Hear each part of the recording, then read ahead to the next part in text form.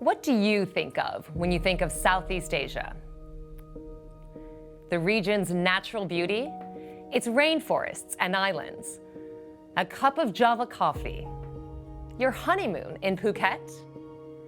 Its rice paddies and terraces. Your favorite Thai food? The human tragedy of geopolitics. The Asian financial crisis in 1997? Or perhaps your best friend from college?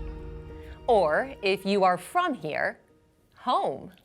Southeast Asia is all these things and much, much more. For many decades, Asia's best-kept secret, Southeast Asia is today both a demographic and economic powerhouse. It's 689 million people across 11 nations, almost 9% of the world's population, are forecast to generate $3.9 trillion of GDP in 2023.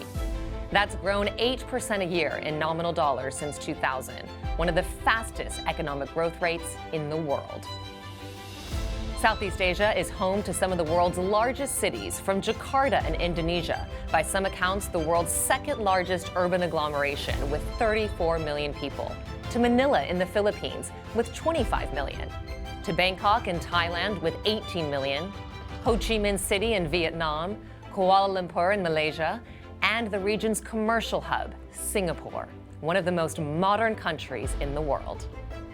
My name is Nancy Hungerford, and it is my pleasure to take you on a guided, data-driven tour of Southeast Asia, a data documentary, if you will, along with the team at Asia Partners, a Southeast Asia-focused technology investment firm. During my 10-year career as a journalist with CNBC, several years of which I spent anchoring Squawk Box Asia and Street Signs from Singapore, I had a front-row seat to Southeast Asia's extraordinary rise.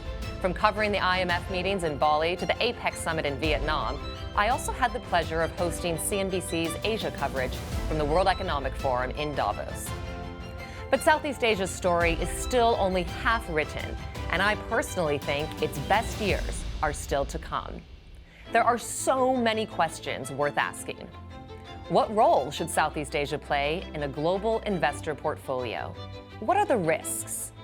How is technology creating a new set of opportunities? What are the similarities and also key differences from other emerging markets that have already climbed the tech stack? How can we identify the best and brightest entrepreneurs of the next decade who will lead the next generation of innovation? Where are we in the global macro cycle?